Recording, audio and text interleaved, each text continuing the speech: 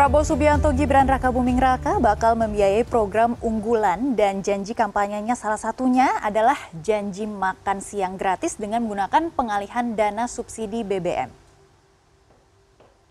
Informasi ini diungkap Wakil Ketua Tim Kampanye Prabowo Gibran, Edi Suparno. Edi mengungkapkan sebanyak 80% dari nilai subsidi energi yang mencapai 50 triliun rupiah dinikmati kalangan yang mampu dan tidak tepat sasaran, dan pihaknya akan mengevaluasi subsidi tersebut.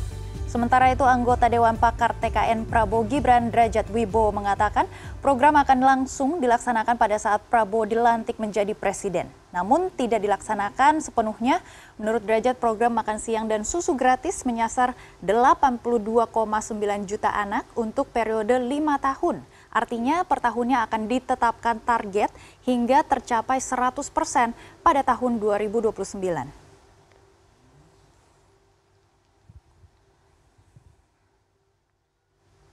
Pasca pemilihan umum 2024, program Prabowo Subianto Gibran Rakabuming Raka jadi sorotan karena ingin mengurangi subsidi energi demi mendanai program makan siang gratis dan janji populis yang mereka umbar selama kampanye.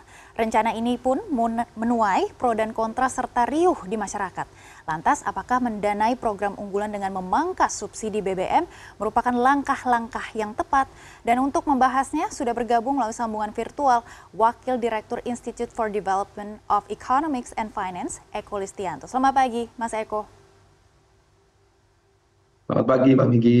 Ya, Mas Eko, bagaimana Anda menilai kebijakan memangkas anggaran subsidi BBM untuk mendukung program-program unggulan seperti makan siang dan susu gratis dalam konteks keberlanjutan fiskal negara? Ini sebenarnya harus spend berapa TEP untuk makan gratis dan susu gratis ini, Mas Eko? Iya, kalau dari hitung-hitungan memang sangat besar ya, waktu disampaikan itu kan hampir 400 T ya per tahun begitu. Nah, sebetulnya kalau ya kemarin ada klarifikasi juga ya bahwa yang mau dilakukan itu adalah upaya efisiensi begitu. Salah satunya mungkin dari subsidi energi ya, tapi kan mungkin masyarakat ya bahasa gampangnya kan pemangkasan begitu ya. Nah, untuk penghematan subsidi begitu. Nah, terus dialihkan kepada program ini begitu. Tentu saja kalau kita lihat program ini ya sangat populer ya, sangat dikenal oleh masyarakat awam begitu. Tapi dalam pelaksanaannya mengingat jumlah dari anak-anak Indonesia juga besar sekali, tadi sudah disampaikan lebih dari 80 juta begitu ya. Ini tentu tidak mudah begitu dan memang yang paling mungkin ya kalau menurut saya dengan anggaran kita yang juga terbatas ya, sebetulnya yang sangat terbatas itu adalah ruang fiskal kita begitu. Nilainya berada di bawah 30% ruang fiskal kita, artinya belanja-belanja yang tidak terikat ya, jadi di luar belanja transfer ya, di luar belanja pendidikan, kesehatan begitu, dan juga pembayaran utang serta subsidi itu sendiri itu paling masih di bawah 30%, sehingga memang kalau nanti ini akan dieksekusi ya, ketika nanti mungkin Pak Prabowo menjadi presiden begitu, nah itu memerlukan pentahapan saya rasa ya.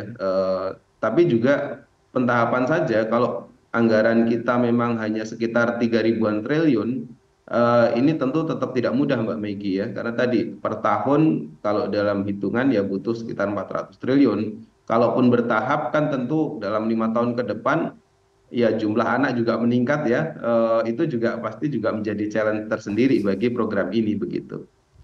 Baik, tadi kita melihat begitu ya, subsidi BBM yang disampaikan oleh Edi Suparno yang mengungkapkan sebanyak 80% dari nilai subsidi energi yang mencapai 50 triliun rupiah ini tidak efisien seperti itu dan nantinya akan dialihkan kemungkinan untuk program ini. Tapi hanya 50 triliun rupiah, tadi Anda menyebutkan 400 triliun rupiah untuk memenuhi program makan gratis dan juga susu gratis ini. Bagaimana Anda melihat pemangkasan subsidi BBM ini? Iya, kalaupun toh dilakukan pemangkasan ini jadi trade off ya. Jadi mungkin nanti di programnya terlaksana ya, walaupun tadi misalkan dapat 50 dari penghematan. Tapi kemudian di sisi lain ada peningkatan kan begitu ya, peningkatan dari efek dari kenaikan harga BBM begitu. Dan ini biasanya dampaknya sangat luas ya, juga bahkan menghit atau katakanlah bisa meningkatkan kemiskinan itu sendiri begitu. Jadi kalau kemudian yang dilakukan ke depan adalah pemangkasan subsidi, apalagi kalau ngotak-atik subsidi BBM, nah ini ada kemungkinan ya di satu sisi oke program itu bisa dilaksanakan, tapi di sisi lain tentu akan ada challenge dari sisi kesejahteraan sosial yang lain ya, terutama nanti terkait daya beli masyarakat begitu dan juga tingkat kemiskinan itu sendiri begitu kan kita nggak mau masyarakatnya apa anak-anaknya dapat makan siang, tapi kemudian di sisi lain kemiskinan meningkat karena pemangkasan ini tadi ya subsidi BBM misalkan begitu.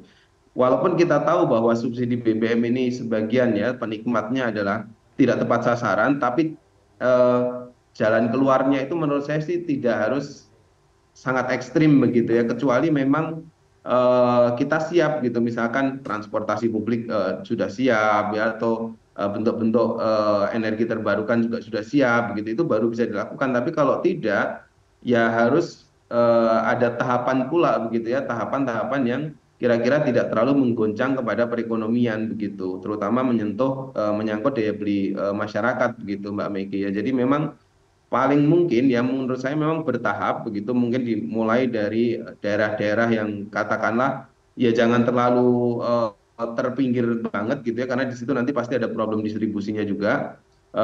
Tapi setidaknya memulai dari kantong-kantong kemiskinan ya yang mungkin ada di sekitar bisa perkotaan dan juga pedesaan begitu yang memungkinkan begitu. Tapi sekali lagi sepertinya sih harus bertahap ya, tidak bisa eh, apa istilahnya 400 triliun dalam setahun itu saya rasa terlalu ambisius untuk bisa merealisasikan itu. Pasti nanti itu akan mengganggu keberlanjutan atau sustainability dari anggaran APBN di pos yang lain begitu. Karena meningkatkan anggaran 400 triliun yaitu tidak mudah begitu di situasi ekonomi kita hanya tumbuh 5%-an begitu.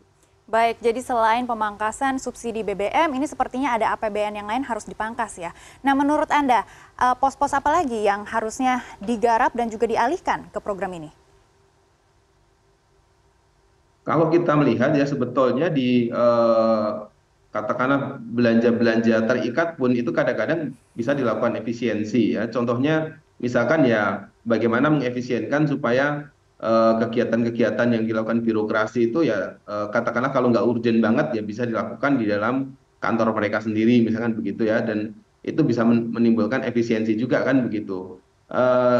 Digitalisasi ya, kalau kemudian ini memang mau dimasifkan di dalam penggunaan apa aktiviti sehari-harinya birokrat ya, itu juga memungkinkan untuk dilakukan efisiensi begitu. Jadi sebetulnya upaya efisiensi bisa dilakukan ya, tapi apakah ini nanti semuanya harus diarahkan untuk program makan siang gratis ini ya, saya rasa juga nanti harus dilihat juga begitu tingkat ini ya efektivitas dari program ini juga begitu, karena kan kalau kita lihat bahwa problem utama kalau dikatakan mengatasi stunting yaitu tidak dimulai dengan makan siang ya. Itu mungkin lebih tepatnya ke gizi buruk begitu. Dan juga pertanyaannya masih banyak nih sebetulnya Mbak Megi ya, misalkan oke kita mau lakukan itu, ada pembagian susu gratis gitu ya, terus kemudian ada dagingnya, berasnya dan lain-lain yang dikatakan itu bisa menggerakkan ekonomi. Pertanyaan berikutnya itu ekonomi negara mana begitu. Kenapa? Karena pada posisi hari ini 80% dari kebutuhan impor Indonesia untuk susu itu adalah diimpor ya. Susunya impor, dagingnya juga masih impor, berasnya sendiri kita tahu beras hari ini mahal, itu juga kemudian solusinya impor lagi gitu ya. Jadi masih banyak hal-hal yang kemudian menjadi pertanyaan gitu. Kalau kemudian ini nanti dilakukan dieksekusi dengan cepat, tentu produksi kan tidak bisa dilakukan secepat itu ya. Biasanya ya juga solusinya pragmatis saja. Kalau impor-impor saja nanti ujung-ujungnya yang menikmati bukan kita begitu. Multiplier efek dari perekonomian akibat dari kebijakan makan siang ini begitu. Baik, ini masih banyak yang harus dikaji. Dan apakah ada alternatif lain yang bisa dilakukan selain memangkas subsidi BBM ataupun subsidi lainnya, subsidi APBN lainnya untuk merealisasikan program makan siang dan susu gratis? Iya, sebetulnya kalau saya baca dari desain di bahwa pertumbuhan ekonomi kita itu mampu mencapai 6 sampai 7%. Kalau kita mampu meningkatkan pertumbuhan ekonomi ya kan otomatis nanti penerimaan negara juga bisa naik begitu ya, dan pada akhirnya ruang fiskalnya lebih lebar, maunya kan begitu begitu sebetulnya. Nah, ketika kemudian ya kalau kita lihat dari outlook ekonomi mungkin 2024 ya dan 2025, Indonesia ini diperkirakan juga tidak akan lebih dari 5% ya, sehingga upaya tersebut itu tentu harus melakukan adjustment begitu ya. Selain subsidi ya sebetulnya katakanlah misalkan nih ya pemenuhan dari kebutuhan APBN sebenarnya banyak ya, misalkan tapi ini opsi yang mungkin tidak diambil ya, misalkan meningkatkan utang begitu, karena kalau desain APBN kan defisit kita masih bisa diperlebar begitu dari asumsi 2024 ini yang 2,29, tapi itu kan nanti berisiko lagi terhadap keberlanjutan APBN itu sendiri.